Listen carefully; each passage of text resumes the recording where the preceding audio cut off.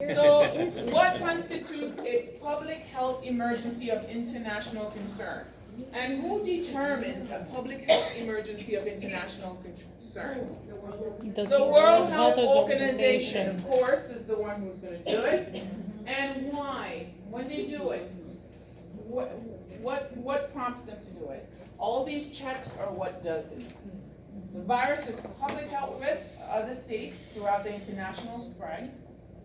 It could require coordinated international response, and usually the coordinated international response is usually the richer countries will actually contribute more financial support than the poorer countries, and they'll put together and send aid or come up with a plan to actually help.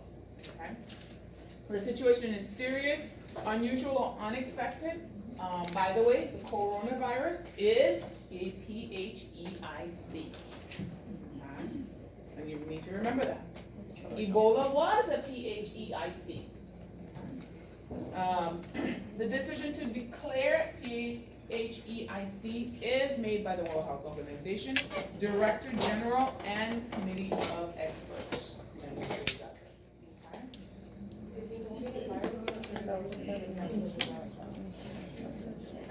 Usually it's a health concern, but if a natural disaster that's international causes a health concern, let's say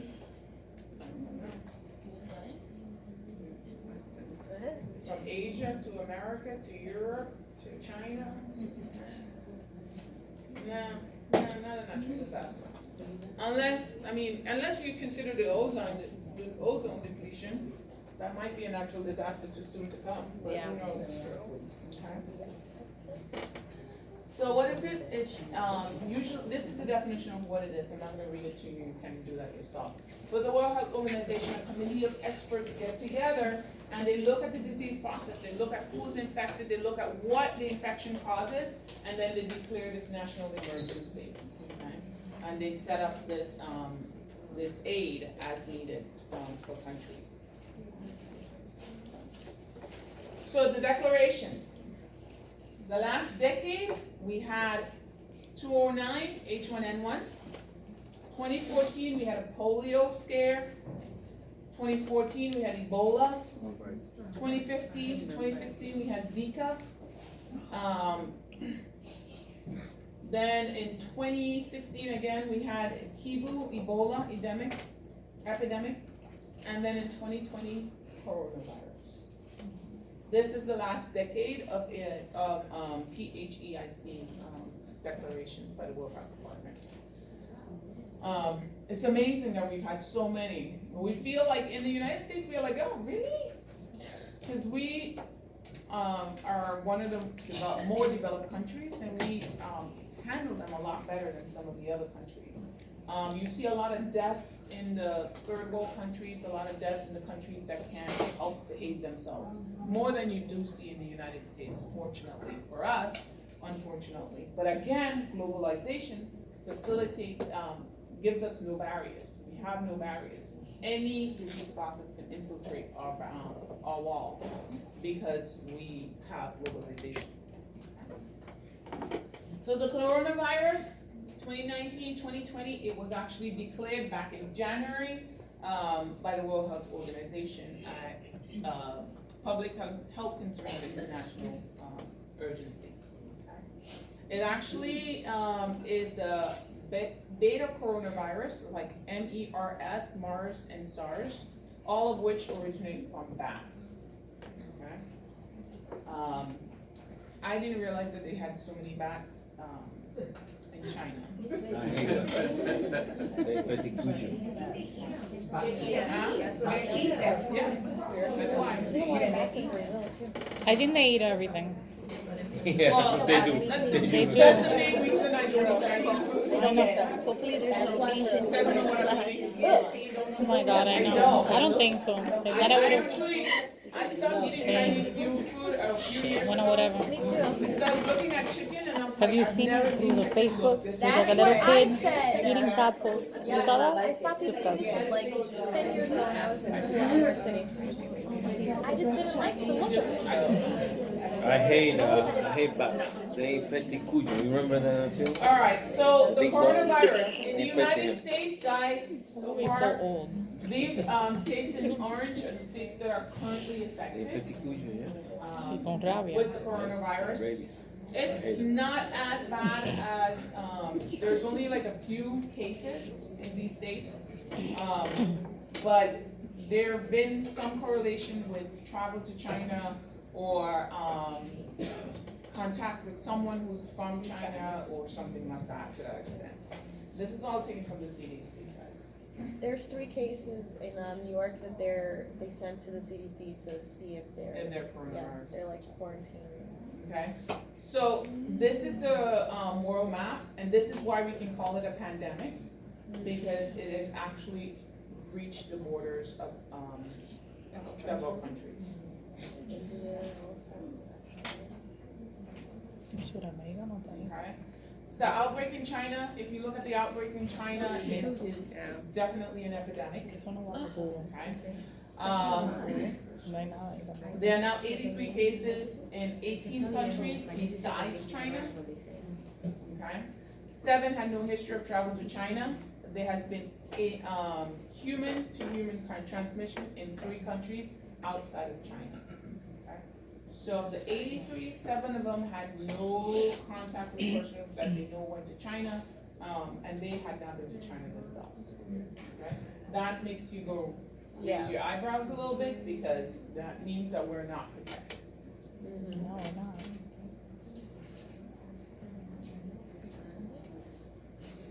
Contamination, outbreak containment, I should say. There are a whole lot of measures that the World Health Organization put into place for containment. For those people who are in the education group, when you do your coronavirus presentation at the health fair, you want to make sure that you include these topics as to how the World Health Organization says to contain the virus. Okay? Just so people know. And it's just basically public health awareness. And globally, the containment that we're doing right now, where we have no travel inside or out of China, is one of the containment strategies that actually is put into place. And then we have those people who are dying to go because they want to look at this disease process so badly. Those are the crazy people who work at the World Health, the CDC and the World Health Organization. Because that's how we do it. Okay. Disease process, how does the disease get into the system? Susceptibility, you have to, the host has to be susceptible, okay? Meaning immune, your body has to be at that ideal susceptibility, like your immune response has to be low. You have to have exposure to disease process. Then you have symptoms, emergence of disease. Usually it's subclinical at first, so you don't see any signs and symptoms, okay? And then you go into the clinical symptoms, okay? Then recovery, that's basically. All right, we're gonna talk about screening, okay? And screening for the disease processes.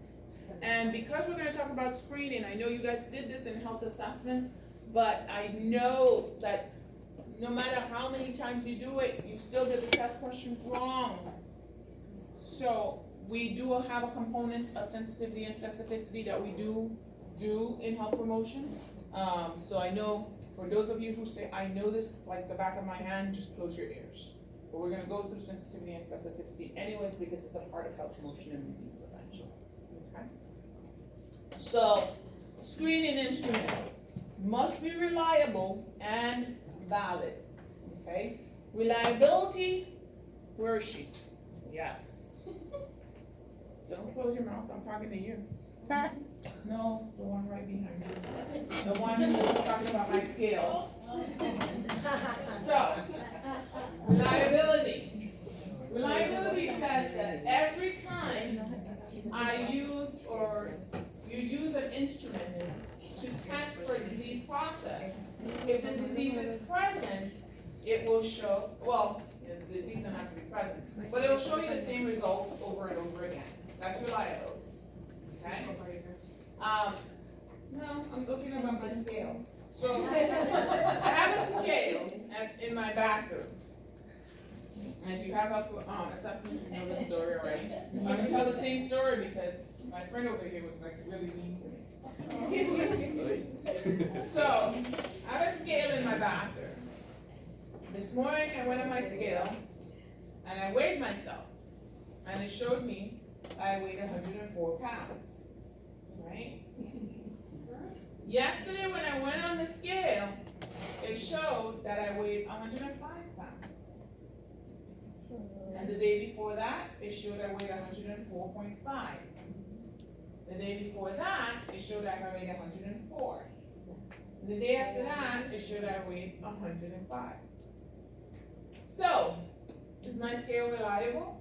Yes. Yes, because it's showing the same thing over Over. and over and over again. So it's showing the same result. Now, validity is that the test shows what it's supposed to show. So it's actually measuring what it's supposed to measure, okay? So this is where my friend here said that, you know, my scale had a problem. Because there is no way in heaven that could have been 104 pounds. Right? Now we know that my scale was very reliable, but my scale was probably not valid. Because I do not weigh 104 pounds. In my wildest dreams, I do. My pinky. My pinky goes. No, me, not you. You guys are not nice at I'm all. not talking about you. I swear. But, okay, see another one. Yeah, I know. No, Yeah. I'm talking about myself. So when you're looking at reliability and validity, when you're looking at tests that you use to test to screen patients, you want to make sure that your test is very reliable and that it's valid. Okay. Remember that a test can be reliable and not be valid, but it cannot be valid if it's not reliable. Okay. So it's very important for you to remember. Because my scale was very reliable, but my scale was not valid, okay? And in order for me to have good accuracy, I have to have reliability and validity, okay? They both have to be there, okay? So, when we're looking at screening tests, we want to make sure that our tests have good reliability and good validity, so that we can actually get optimal results for our patients.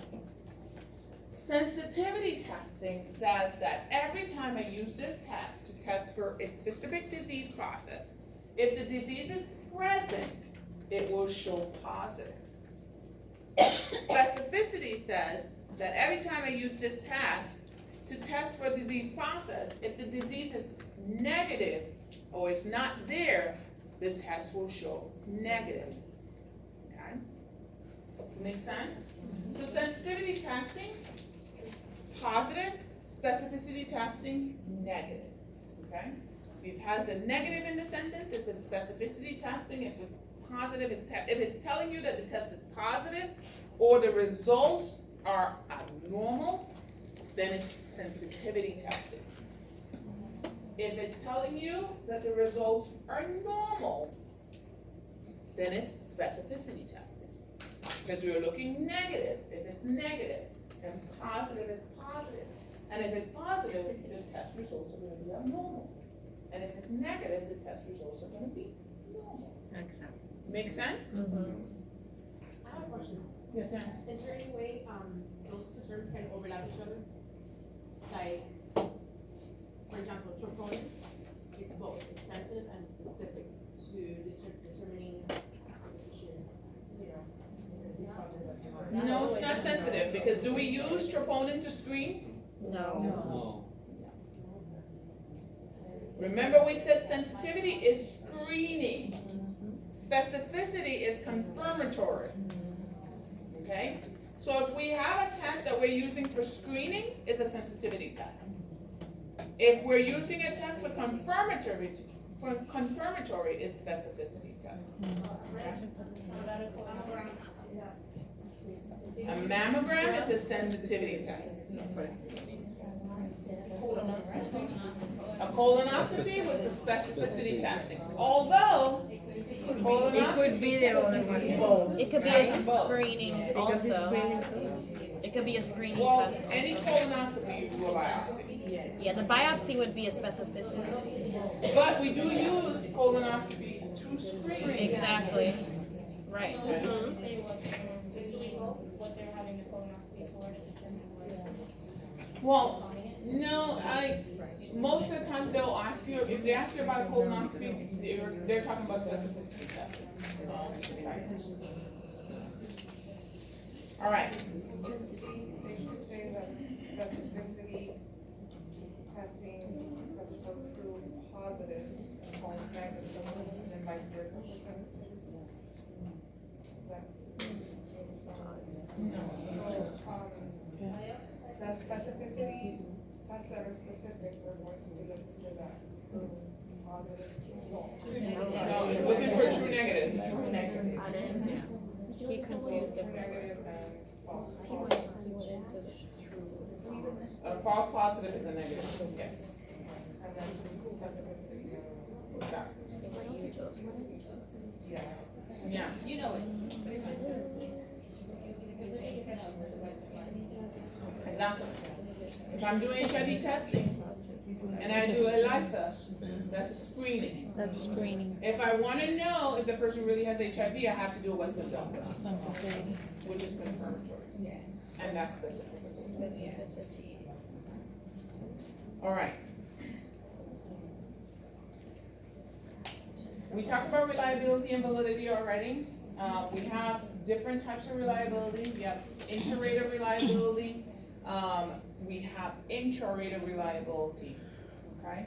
Inter-rater and intra-rater, or inter-observer reliability is between clinicians, okay?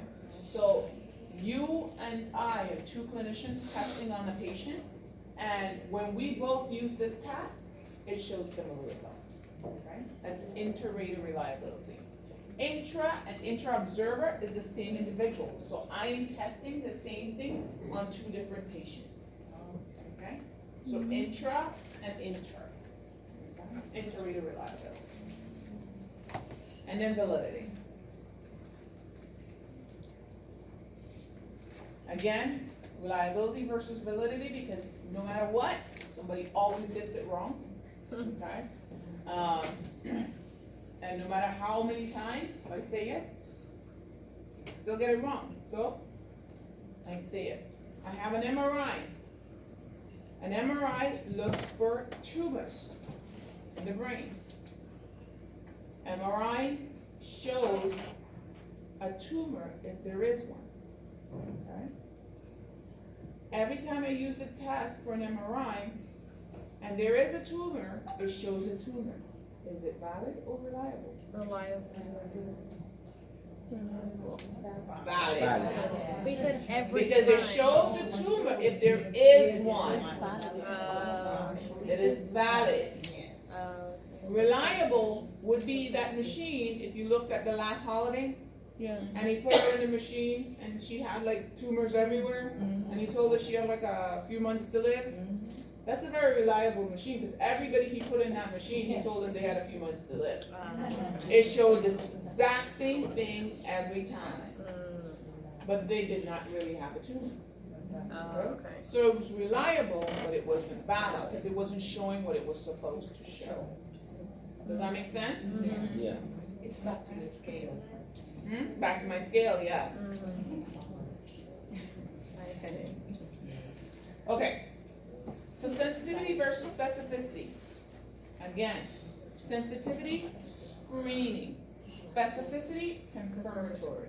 Sensitivity, positive. Specificity, negative. Okay? Sensitivity, usually non-invasive. Specificity, usually invasive. Okay?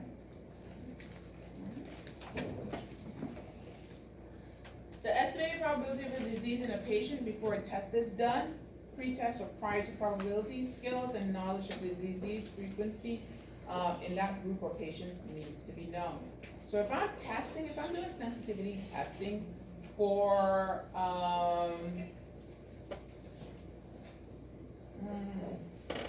Ebola. And doing that in West Africa, the prevalence of that disease process in that area is very high. So the likelihood of that being positive is very high. So when we were looking at probability, we're looking at prevalence, okay? And when we're looking at prevalence with sensitivity, it tells us if the prevalence is high, the likelihood of the disease is high. If the prevalence is low, the likelihood of the disease is low.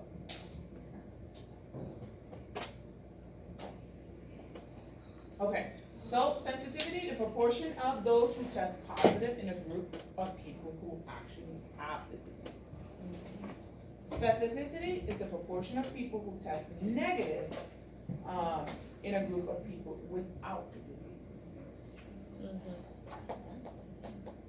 True positives over true positives plus false negatives. Remember, a false negative is a positive. Because it's falsely negative. Okay? A true positive is a true positive. Okay? True negatives, for specificity is a proportion of people who test negative in a group of people without the disease. Okay?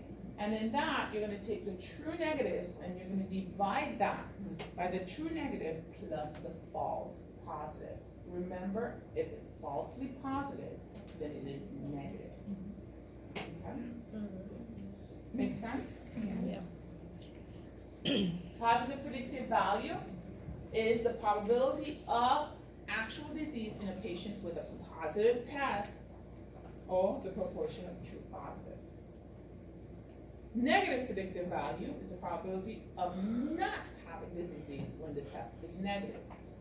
And that's the proportion of True negative. true negative. Okay? So, when we're looking at this, when we're testing for sensitivity, okay, we're gonna take, what did we say in, just a few minutes ago?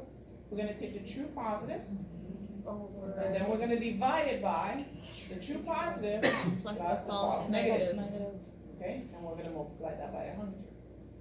Okay? Then for specificity, we have the true negatives, and we're gonna divide that by the true negative plus the false positive. And we're gonna multiply that by 100. Does that make sense? Okay?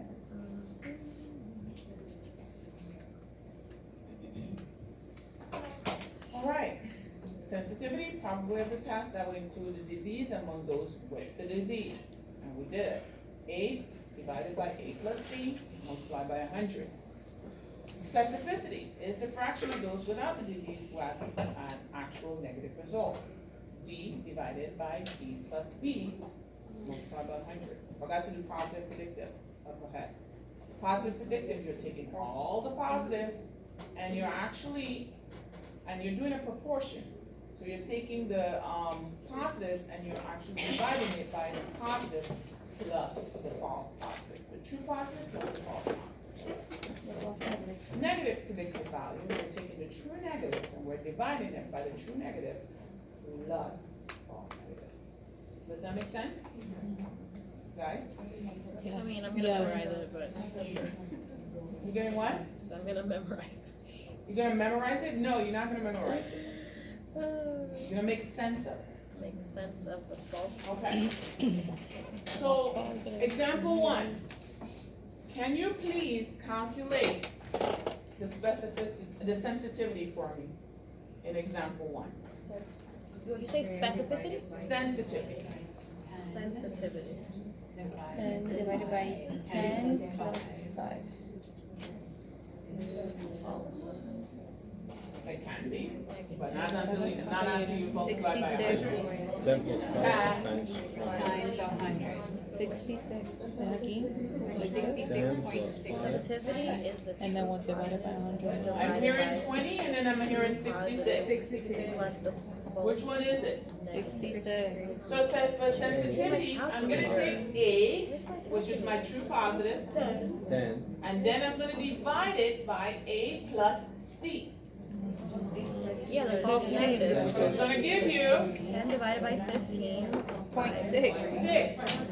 And then I'm gonna take that and multiply that by 100, which is gonna give me 66. That's what I got. Divide that by 100.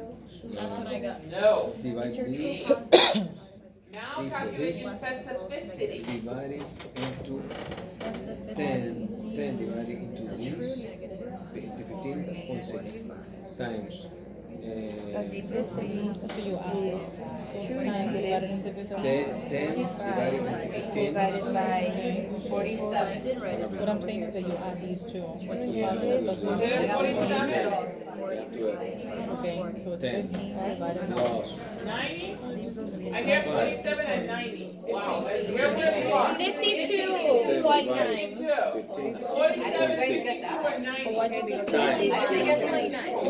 I'm gonna take 45, and I'm gonna divide 45 by 45 plus 40 Which is by 85. 40, which is 85.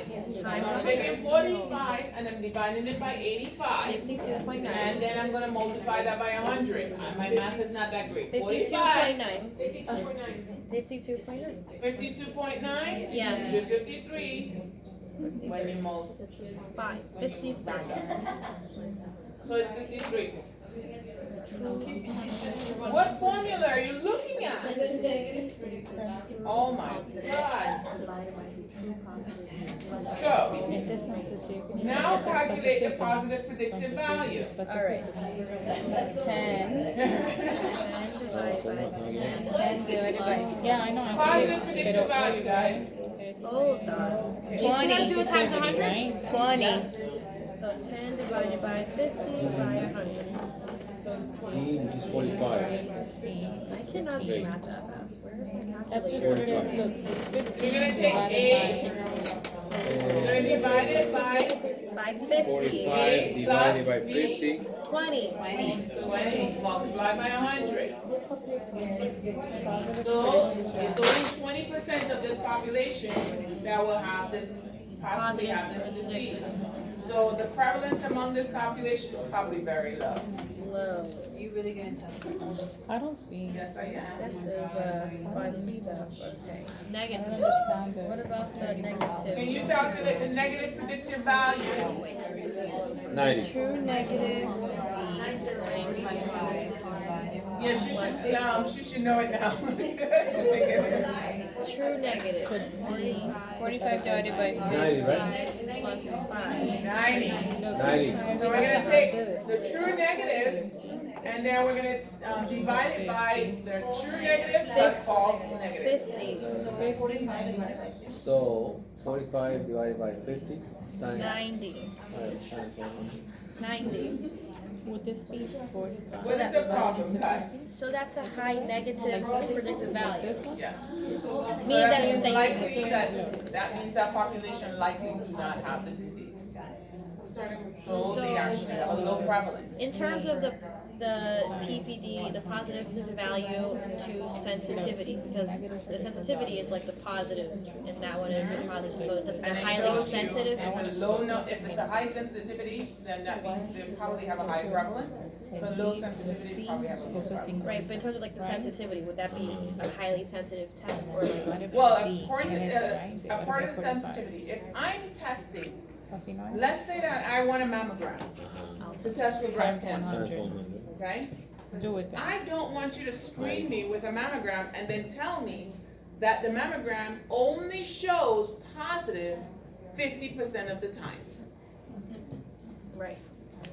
That means my sensitivity, the sensitivity of a mammogram is 50%.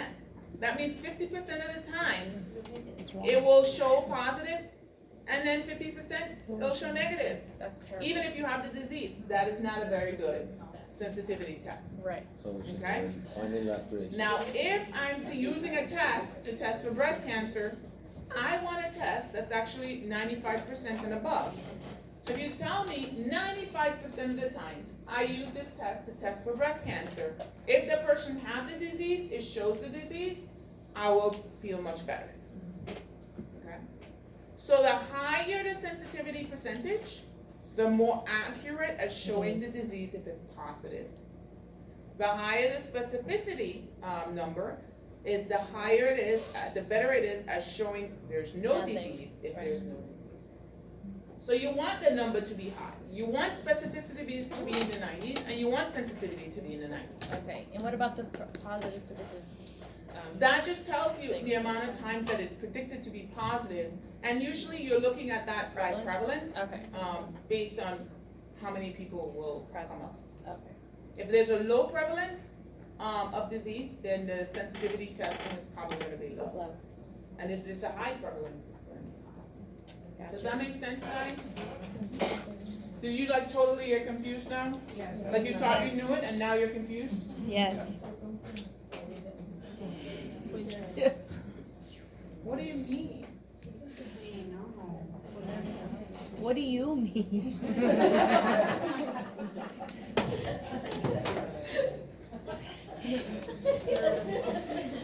Can't stand these Baptist people. Why did they even put them in my class?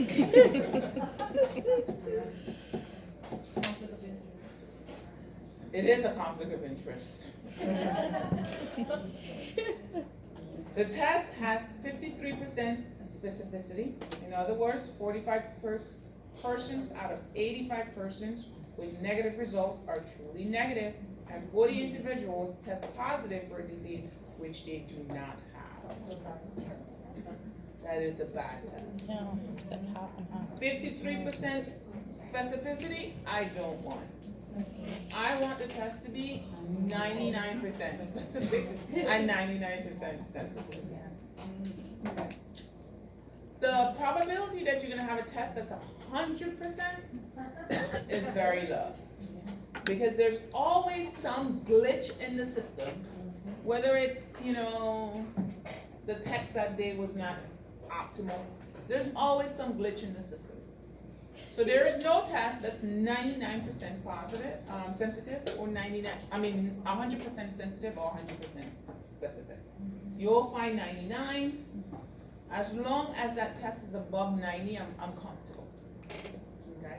However, there are tests that have an acceptable sensitivity at about 80%.